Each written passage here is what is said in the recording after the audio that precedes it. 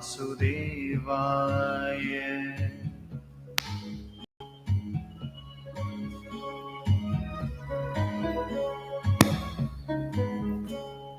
Om Namo Bhagavate Vasudevaya.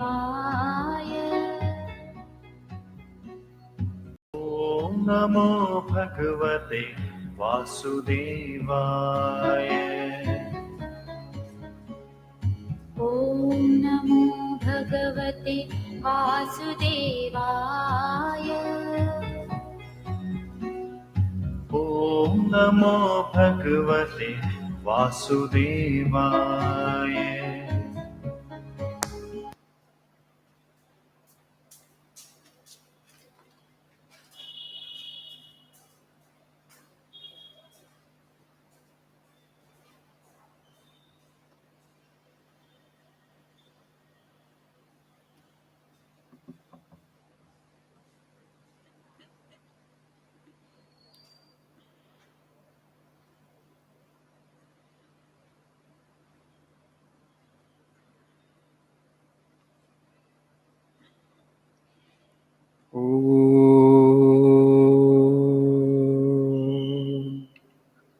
Sahanavatu Sahano Bhunaktu Sahaviryam Karavahai Tejasvinavadhitamastu Ma Vidvishavahai. Om Shanti Shanti. Om Asato Ma Sadgamaya Tamaso Ma Jyotirgamaya Mrityo Ma Mritangamaya. Om Shanti Shanti Shanti.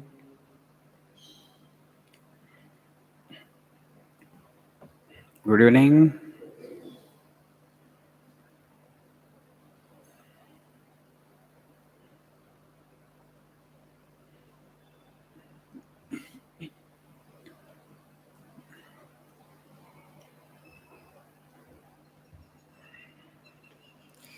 Today we shall learn something about leadership, what it takes to become a leader, what good qualities you have to cultivate to become a leader.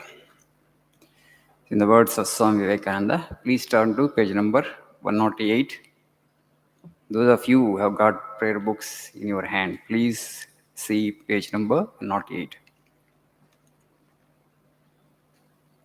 An English friend of mine named General Strong was in India during the Sipahi Mutiny.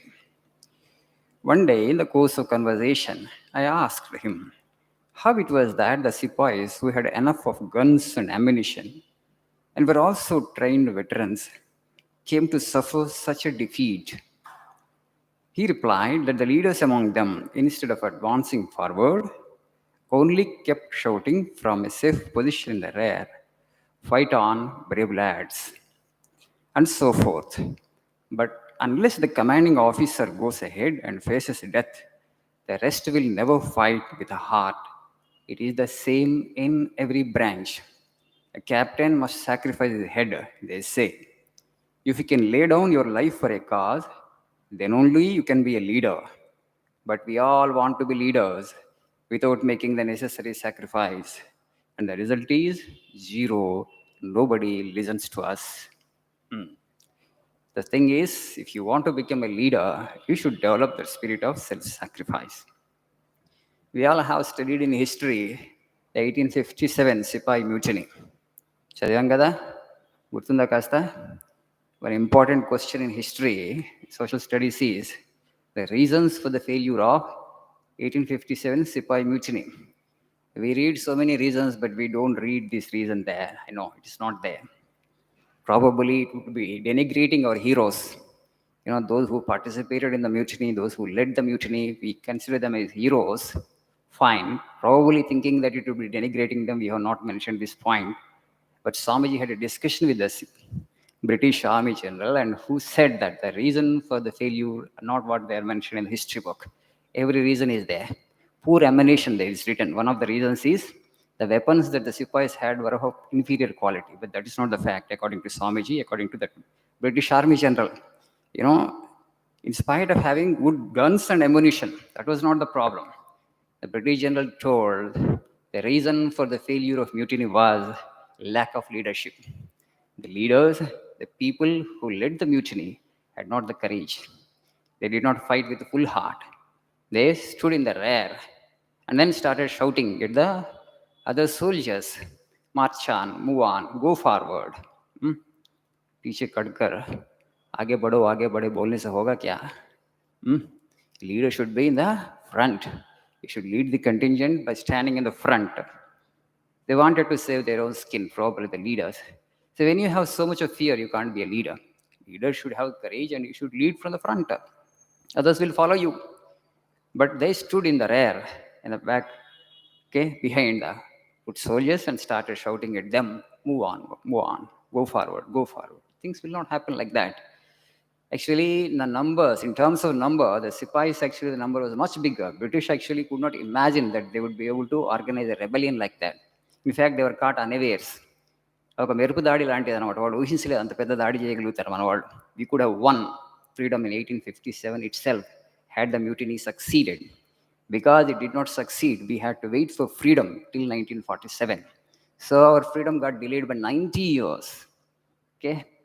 Freedom got delayed by 90 years. The leadership means a leader must prepare himself to sacrifice his head. So Swami is saying a captain must sacrifice his head. If you want to become a leader, if you want to become a captain, you should prepare to sacrifice your head. If you have that courage, actually, then take up the leadership. Otherwise, don't try to become a leader. You will not become a good leader anyway. People will not follow you, will not pay any allegiance to you. You just see today our political system and in our society also. As long as there is power in you, as long as there is wealth in you, and people follow you, okay? Some people will gather around you.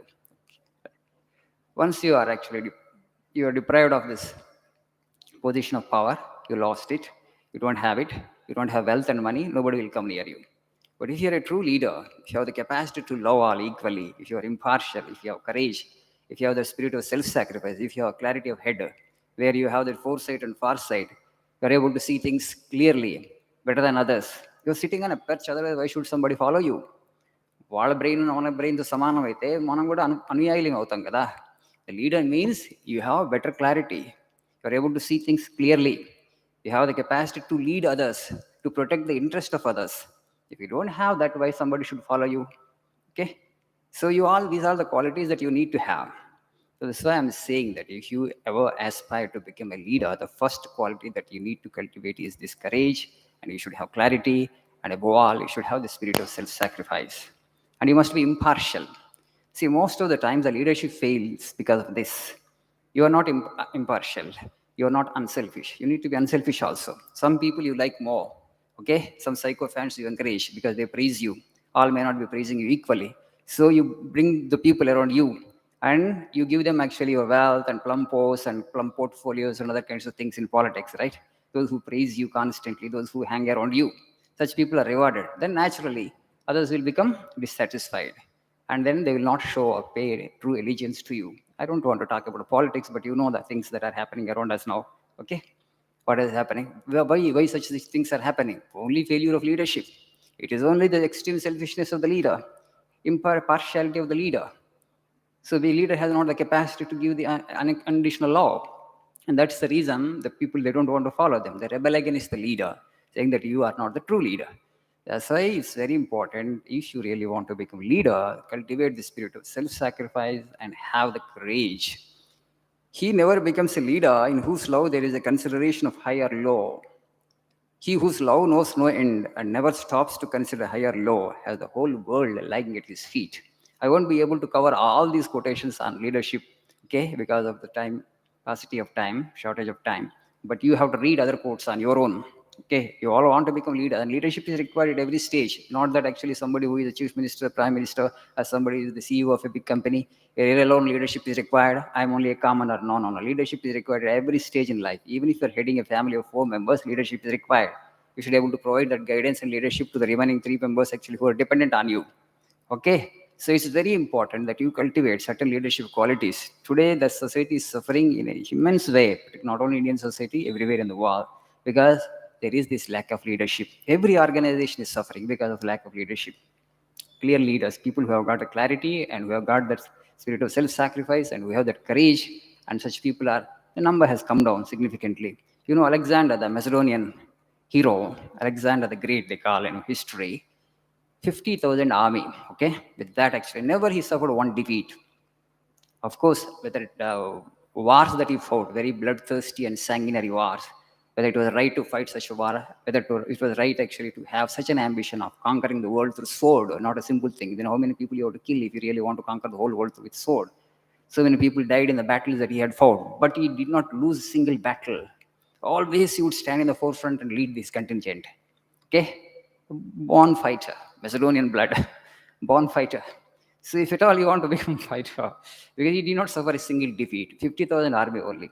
Okay, Persian king he defeated. Persian king's army was 2.5 lakh. Alexander's army was 50,000, but Alexander won the battle because of the courage, because of the leadership that he had shown to his followers. Everybody was fought like a lion because the leader was a lion. Hmm? The leader is a lion. Everybody will become a lion. If leader is a sheep, and everybody, even the lions also become sheep. Followers, even the lions, they will become sheep. Hmm? I just quote Changiz Khan's quote. It is attributed to Changiz Khan. I don't know whether really he made a statement. He says, "It's better to be a sheep under the leadership of a lion than to be a lion under the leadership of a sheep." This statement you just meditate. From this, you can understand how important leadership is in our lives. Okay. Thank you. Nice evening.